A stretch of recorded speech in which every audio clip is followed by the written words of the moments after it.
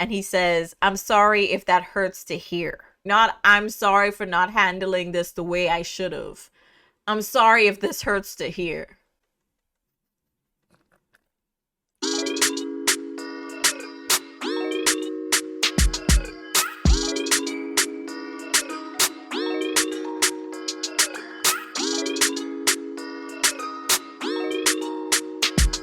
What is up, you guys? Welcome back to the channel. It's your girl JD here, back with another video. And today, as you can tell by the title, I'm finally getting around to filming this recap for the Love is Blind season 5. This is now my part 4, I guess, where we'll be talking about the final episode with the weddings and also the reunion. So there's a lot to dive into. So we're going to be starting off with Stacy and Izzy. So now both of the couples are getting ready and they're in the process of trying to get ready for their weddings. And in the last episode, I remember talking to you guys about the conversation that Stacy and Izzy had about the debt that Izzy was in and how he kind of kept that from her. So she does bring that up to her mom when she was in the process of, I guess, you know, getting ready and all that. And of course, she's getting kind of nervous because of some of the red flags, and that would be included in the red flags. You know, if someone isn't really upfront and honest about their finances and just everything, just lay all the cards out, and I'm supposed to be marrying you, it does put some doubt in my mind if you're the right one for me. Even though Izzy was a good dude, it was like, that's kind of a major red flag, at least for me. I know it definitely was for Stacy, but yeah, definitely for me. Now, Izzy's best man comes in. He gives Stacy a letter from Izzy. So she feels a little more reassured because right before that, she had just said to her mom that she feels like she just needs to talk to him and have another conversation before they actually get down to the altar. But I think that letter kind of reassured her a little bit, it seems, because she didn't really seem that interested in talking to him again before. So they come to the altar. Izzy comes in first, and then of course Stacy comes in with her dad, and she's getting a little emotional.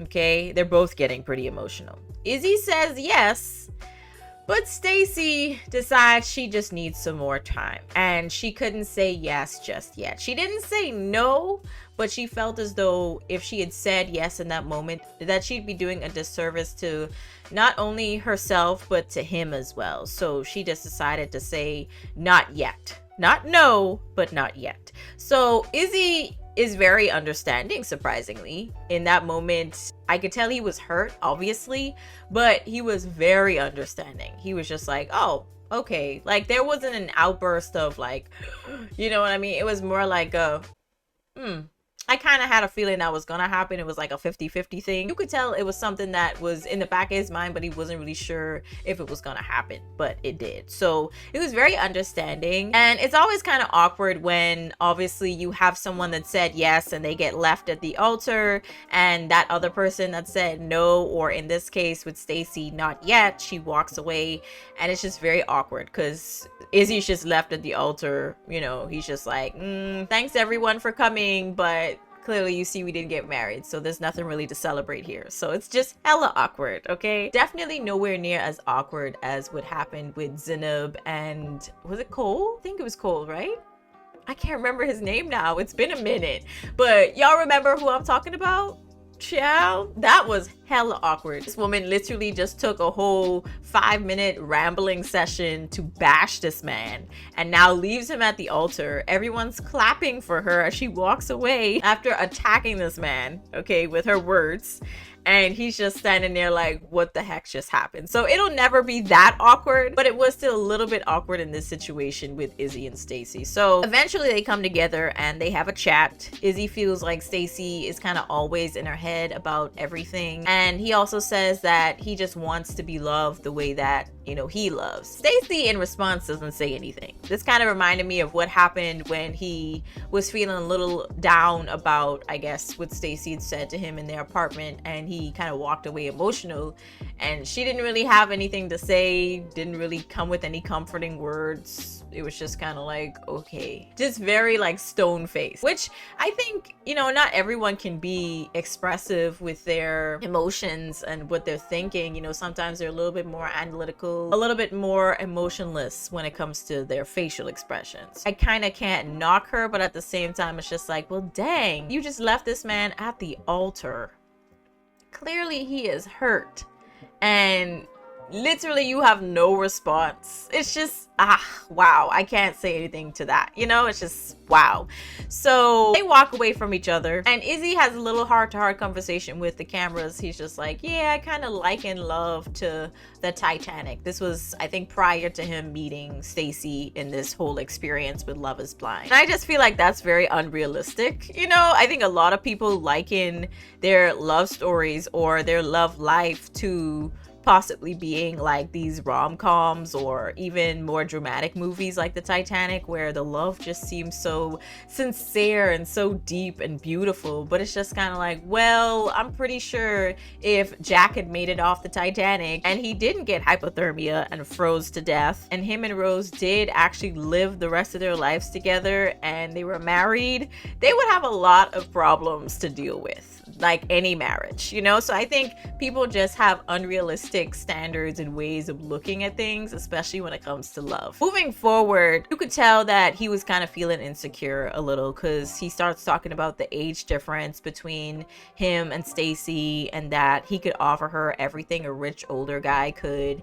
But I don't think it was the age with Stacy. I don't think it was the looks, because clearly you could see that they were attracted to each other. I think it was just a matter of her feeling insecure in their relationship and their connection with regards to overcoming certain things like finances and the fact that you weren't upfront with her. I think that's what the main thing is. Do I think Stacy could be very calculated? Yes. However, I can't really blame her, because if you aren't calculated, you could get literally blindsided in these marriages. Okay, so it's best to know everything, or at least as much as you can get within the time period that they were allotted in this show to get to know each other. So she made that decision, and I can't really knock her decision. I kind of felt the same way, that they just weren't meant to be with each other. They both needed to work on each other some more, and I think they needed to find other people. We move on to Lydia and Milton. So walking into things, we see Lydia first. She comes out the car, she's getting ready, she's talking to her mom, and she's just like, yeah, I am 100% certain about Milton. Like, there is no doubt in my mind. She's talking to her family members. She says the same thing to them. She's just like, yeah, no, I am very excited. I'm not nervous at all. And Milton seemed pretty calm about it as well. So because of that, he thought that he was kind of missing something, because he felt so sure in himself and the decision that he was about to make. He just was really calm about it. So both of them were really calm going into things, and both of the families came out to support. It was really nice seeing Milton's family, considering how they were a little on edge about Lydia, but they both came out. And Milton's sister is actually the one that's getting a little teary-eyed. She's actually the one that's getting emotional here, and I'm just kind of shocked. So like I said in my other video, I do think that Milton's sister and also his mom were, you know, very much so intense with their questioning of Lydia, but I do think that it came from a loving place. Even though they don't really show it or express it all the time, you could clearly tell that they are all about Milton and his well-being and being in the best situations possible, and they want the best for him. So you could tell that they really do love him, but it's just that they're a little bit more like, you know, kind of rigid compared to Lydia's family. Now, they both decide to say yes. Milton and Lydia are the only couple that ends up getting married on this show. Which does not surprise me, because like I said, even though I do think Lydia is very much so unstable in her emotions, and she, I think, has also come to acknowledge that, I think that the fact that Milton was very much so going into it with eyes wide open, and he wasn't really seeing Lydia for something that she wasn't. He saw her exactly how she was, and he accepted her exactly how she was. So I knew that it was going to work. I just wasn't sure if they were going to keep butting heads on the simple stuff, like him picking up his towel and cleaning up after himself and not really doing what, you know, Lydia's asking him to do and whatnot. So I just think that it's just some things that obviously like that, like the nitpicky things, cleaning up, I feel like you could work that out. But if you have like major stuff like Izzy, for example, not really being upfront about his finances, I can understand why you would say no to that. You know what I mean? So with Lydia and Milton, I'm happy for them. I'm happy they they are happy. So it didn't really surprise me that they said yes. Now, before that episode ends, they kind of go into a reflections period where they bring on some of the cast members and they kind of talk about their experiences. Basically, the couples that didn't really make it, you know? So Taylor ends up saying that a part of her regrets was not really going through with the whole process of living with JP and meeting each other's families. And I kind of felt the same way. It's like, I feel like she didn't really give it a fair shake, even though I understood her frustrations looking back on it. And the fact that he wasn't really as vocal as he probably could have been, I still think that she should have kind of at least given it a little bit more of a chance. Just a smidgen. But she does end up saying that a lot of her heart says that she did the right thing. She made the right decision to kind of end things when she did. But I do really think that she should have just kind of went along with the process and just kind of see everything through, just in my opinion. But JP says that he feels kind of bad about not opening up as much as he probably could have to Taylor after they saw each other in person, and it's something that he needs and also wants to work on because he doesn't want to give up on finding someone to love. But yeah, I think that was definitely something that he needs to work on, because I do feel like she gave him a lot of opportunities to kind of express himself, really go into a little bit more of like what his feelings were, ideas were for their future, you know, stuff like that. And he didn't really take advantage of that. So Uche says that he regrets not creating a safe environment for Aaliyah when she was trying to be vulnerable about her past relationship. Y'all remember that scene when she basically comes to Uche and says, you know, my past relationship, I cheated. And I never told him that I cheated. And he just kind of flew off the handle. He was like, wow, you're a cheater. Like, okay. And he just kept rubbing it in. He just was not making it like a safe space for her to continue to open up to him. And I think in that moment, she just kind of knew like, I don't know if this is gonna work. I think that was the moment. I don't really think Lydia was the turning point for her. I think that was the final nail in the coffin for her and Uche's possible relationship. But I think that she kind of realized that, okay, emotionally speaking, I don't know if I could be as vulnerable as I want to with this man. And that scares me. That would scare me too. So I think that was the moment, at least in my mind, looking at it, that she was like, yeah, I'm not too sure about this guy. You know what I mean? But Aaliyah, she says that she learned a lot from the experience in terms of sometimes giving things that might scare you a chance. And I do kind of see that because, like I said in the first part, when they were still in the pods and she just walked away, I think she should have saw it through. Even though it didn't really, you know, we find out it didn't really work itself out, but I do think that she should have kind of stayed and just see how things were going to work themselves out. Johnny, she admits that she didn't always make the best decisions and she's not going to give up on, I'm guessing, love, because she just says, I'm not going to give up. And I'm just like, give up on what exactly? Yourself, life, relationships? Like, I don't know what we're talking about here. Chris says that he learned that sometimes love is unexpected and he's optimistic for the future. And we learned quite a bit about Chris, okay, as a person, character-wise, in the reunion. So let's get into it, okay? We're in the reunion. It's been 1.5 years since they wrapped filming. Thank God this time they did not have a live audience, because I just really did not see the point of them doing it in the previous season. They had some technical difficulties trying to do everything live, and they had the audience and whatnot, and the audience just did not serve a purpose. It was kind of like 90 Day Fiance, having an audience there, like for what? They're not asking any questions. Why are they there? They're not giving anything to the conversation. First, we get into Milton and Lydia. They're still married.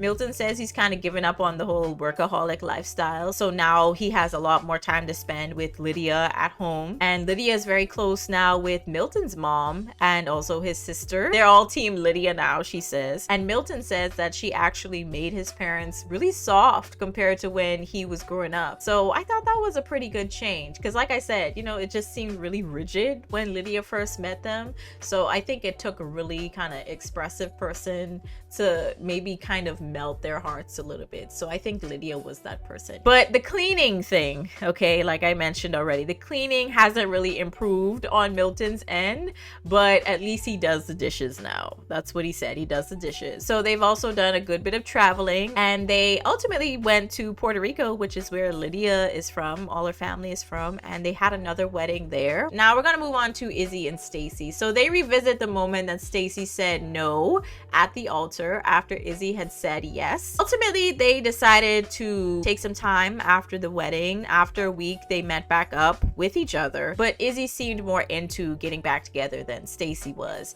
and they didn't talk to each other for a year after that. And I think that's pretty dang wild. A whole year. Wow. But they decided to reach out to each other again after that year. But as of right now, they're still not together at all. Izzy is now seeing somebody. Stacy isn't really dating anyone right now, but Izzy did mention going on a trip with someone and thinking about taking it to the next level. So I don't know. So Johnny and Chris, like I mentioned already, some things have been found out specifically about Chris, even though Johnny isn't the best person either, you know. I think what Chris did was a little bit more grimy. So Johnny and Chris are not together. We're gonna find out why in just a moment, okay? But they're not together. But apparently shortly after the party where they all met up with the cast members and all that stuff happened, after that party, it was actually Johnny's birthday weekend. And Chris decided to go to a wedding that was being held out of state. And she didn't see this man for 2 whole weeks. 2 whole weeks. And then she found out that he'd started seeing someone else from her friend. Chris didn't say anything to her. She found out from her friend that he was cheating on her. Because they had not broken up. They had not ended things. They were still together based on what Johnny knows, okay? She just knows this man went to a wedding, did not call her, did not text her after that, have not heard from him in weeks. And he just comes back and starts seeing this other woman. Like, what? So this man, in response, after being called out on this, right? He says, I didn't handle the situation as someone would properly, but I did find someone who I now live with, and I'm very happy with them. So this is what he says to everybody else, right? And then he turns to Johnny and he says, I'm sorry if that hurts to hear. Not a, I'm sorry for cheating. Not, I'm sorry for not handling this the way I should have. I'm sorry if this hurts to hear. You can't make this ish up, okay? You cannot make this ish up. I honestly think after this, after finding this out about Chris, he is just as bad as Johnny in my eyes. They're both liars. So Chris says that they actually went their opposite ways, but Nick kind of corrects him. He says, you know, you went your opposite way, okay? You went the opposite direction. She was actually still continuing on the path that she thought that you guys were going on together. But yeah, that didn't happen. So yeah, everyone starts laughing, but I don't find it funny. I think it's really crappy. It's really crappy of you to do. The fact that he didn't really seem that apologetic in that moment is what bothers me. But according to Johnny, he did apologize profusely, but at the same time, it's just like, well, say sorry again in public, because this was a very public relationship. Anyways, moving forward, according to Johnny, she actually started seeing someone else after everything. But to Stacy and Johnny, because we know they had some tension between them during this show, Johnny was talking a lot of smack about Stacy while they were in the pods, and the conversation between Johnny, Stacy, Chris, and Izzy is brought up again. And apparently Izzy tried to actually date Johnny during the time period that him and Stacy weren't together and they weren't interested in pursuing anything with each other. According to both Izzy and Johnny, there was no physical intimacy in terms of like sex, but it was more so just like a makeout session. But yeah, I think that's very interesting considering you were so adamant about Johnny being such a crappy person in the show. But okay. Nick wanted Izzy to explain himself, considering he said that he was Chris's friend and Johnny is now his ex-girlfriend. It does kind of go against bro code just a little bit, but I don't think Chris really cared because, again, he was out here gallivanting with another woman. I don't really think Chris gave a crap, and I don't think Izzy gave a crap either. He did what he wanted to do, so yeah. But nothing came of it between Johnny and Izzy. So now Izzy is seeing someone, like I said, and you know, like I said already, they're getting pretty serious. But really quickly, let's move on to Aaliyah. So Aaliyah comes out and Stacy makes a joke talking about if she doesn't show up again. And I'm just like, Stacy, shut up. Like, I know you're trying to be funny, but shut up in this moment. Like, let Aaliyah talk. Let's not try to be funny in this moment because she has gone through enough, okay? The look on Aaliyah's face when she saw Lydia sitting there was vicious. No smile, nothing. So Vanessa and Nick kind of review her and Lydia's friendship while they were in the pods. So you could probably say that the moments were a little awkward now looking back on it because of what we know now about Lydia dating Uche before all of this. And Lydia didn't really respect Aaliyah's boundaries when it came to Uche. Lydia acknowledges that she didn't read the room well in that moment, especially that scene when she was going over the top with talking to Aaliyah about Uche and his dog and, you know, his house and car. It's just like, girl, nobody asked you all of that. She didn't really apologize, but she was just kind of like, yeah, I didn't really read the room. I didn't read the energy, right? We find out that the producers were actually going to send both Uche and Lydia home when they found out that they knew each other, but they decided to let them stay because they said that they weren't interested in pursuing each other. But they agreed that both of them would not share that they knew each other with the other cast members. But after both of them developed some feelings for other people, Lydia for Milton and then also Uche for Aaliyah, the producers said that they could now share the information of them dating each other. So that's why it took so long. Now, apparently Lydia had said something to the ladies about hoping to see someone from her past. Aaliyah kind of wanted her to explain that.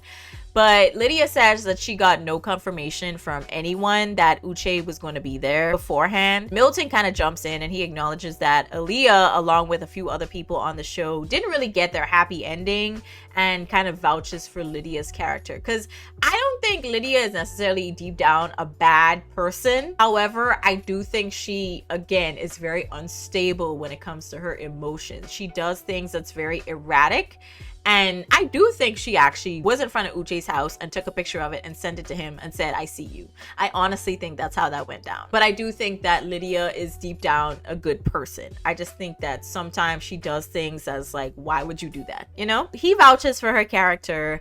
And now Aaliyah is in a whole other relationship with a man that she had actually met while on a cruise. So she's not even checking for Uche. So we went in to re-examine Aaliyah's lunch meetup with Uche. And she reveals that she actually did go on to date Uche for a little while after the show, but that kind of ended because she wasn't his type. He pretty much said to her that she wasn't the type of woman that he would usually find attractive. And she also added in that he was kind of mean to her. So that was kind of the end of that situation. So Uche declined to show up to the reunion. Nobody really seems to be a fan of his. I thought Milton and him were cool, but apparently they are just acquaintances. They don't even talk to each other anymore. Uche would text him, but he's not interested in texting back. So yeah, nobody's really a fan of Uche, and I'm not really a fan of Uche anymore either. I kind of thought he was a genuine good dude, but now that I see how he would talk to people and treat people behind the scenes, I'm like, I don't know. So I'm happy for Aaliyah that she is in a very loving relationship, it seems, with a whole new guy. So it's good that she found that. So we're gonna move on to the last couple, which is JP and Taylor. So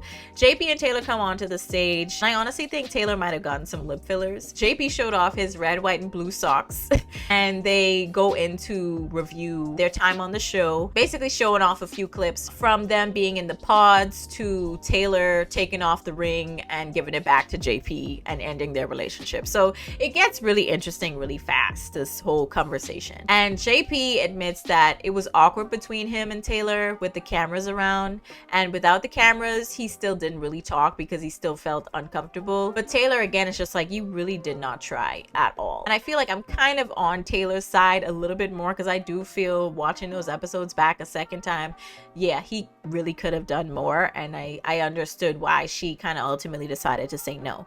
But she said that she felt kind of belittled by him, especially when they had that conversation about the makeup, and that he didn't really feel attracted to her, which is very interesting, because I remember I said in another video that Taylor had made some mention about her not really usually being attracted to guys with, you know, a gap in their teeth, which is what JP had, and she still continued to see him. So in that moment, I kind of thought like maybe she wasn't attracted to him, but you find out that JP was actually the one that had issues with attraction towards Taylor. So JP apologizes, but Vanessa does bring up the fact that Taylor was a little critical about how JP was looking as well initially, like I said already about the gap in his teeth. But she says that she was actually pretty attracted to him regardless. But Taylor is now seeing someone, not officially yet, but they're dating, and JP is now in a whole other relationship with somebody else. So I'm wishing them the best, because I do think JP is still a good dude. I just think that, you know, obviously that relationship with Taylor just didn't work out. To wrap up this whole reunion, they did a little bit of a game, and they gave them all boards to kind of write their answers on. And the question was, who would you most likely have hit on in the real world?